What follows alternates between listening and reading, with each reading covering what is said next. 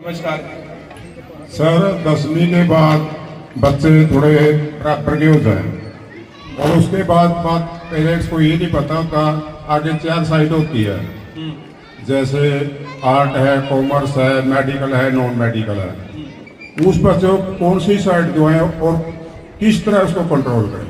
धन्यवाद।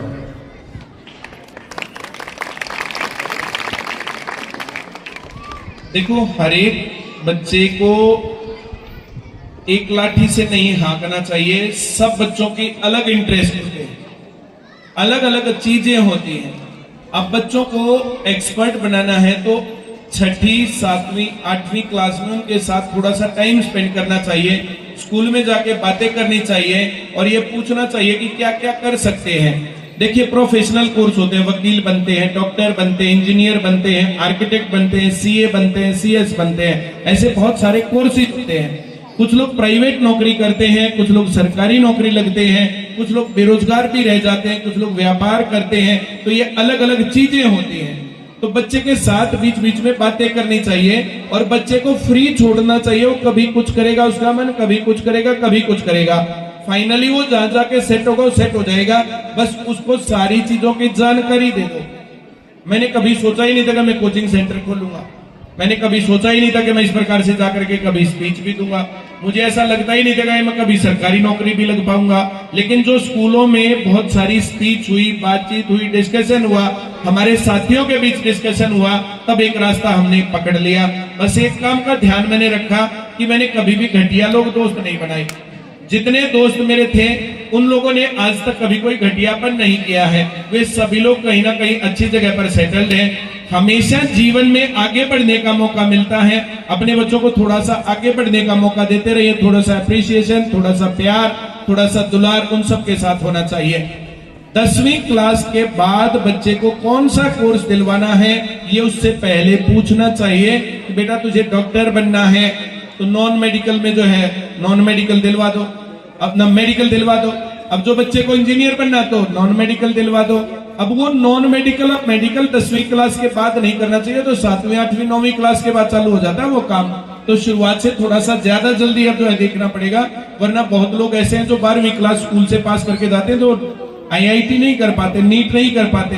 और ऐसे लोकल किसी तटपुंजिया कॉलेज से अगर हम उसको बीटेक या MBBS करवाएंगे तो आगे उसकी वैल्यू नहीं है, उसको सैलरी वैलरी कुछ नहीं मिलेगी, फिर वो अच्छा काम नहीं कर पाएगा क्योंकि नॉलेज नहीं मिलेगा।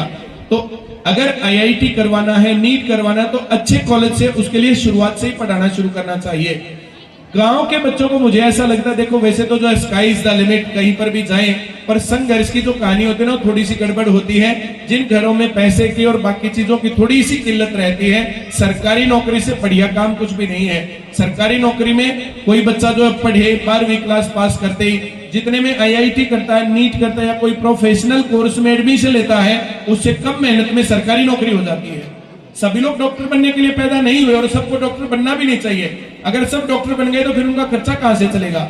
एक गांव में एक डॉक्टर बहुत, एक गांव में एक इंजीनियर बहुत, कितने बहुत ज्यादा एक्सेस होने के कारण फिर वहां पर भी बेरोजगारी है, वहां पर भी कुछ नहीं कर पाते हैं। अगर अपने फील्ड में एक्सपर्ट नहीं है तो फिर फायदा नहीं रहेगा उस चीज का। सरकारी नौकरी कितने भी बच्चे लग सकते हैं। यही कैथल के कई गांव ऐसे हैं जहां पर अभी जो है श्री नरेंद्र सिंह सैनी जी ने जिस दिन मुख्यमंत्री दोबारा जो है शपथ ली थी, दूसरा माइक अगर है तो या वायर वाला दे,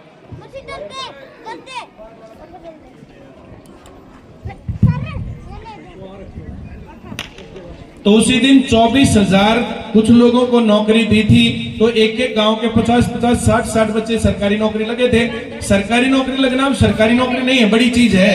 हर महीने 50-40 हजार रुपए आना, हर साल 5-6 लाख रुपए आना। और अब ये सैलरी बढ़ जाएगी, मिनिमम सैलरी लाख रुपए होने वाली है, क्योंकि टैक्स 12 लाख रुपए कर दिया। 12 लाख तक कोई टैक्स नहीं देना, मिनिमम सैलरी तक टैक्स नहीं देना होता, उससे ज्यादा सैलरी मतलब लाख रुपए महीना।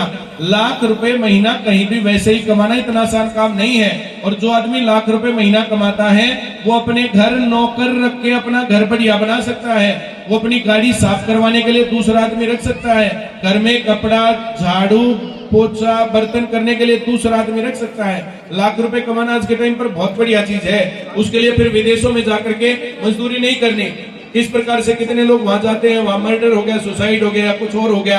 अब बच्चों को इतनी दूर अपने से छोड़ोगे तो वहां झंझट है। अपने आसपास सही रास्ता बनाओ, और सही रास्ता हर एक हो सकता है, बस वहां पर जाकर के बच्चे का पता करते रहो।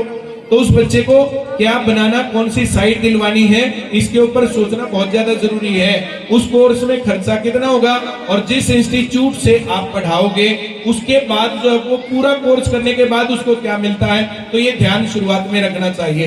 मैं उम्मीद करूं आपको मेरी बात से जो आपका आंसर मिल गया।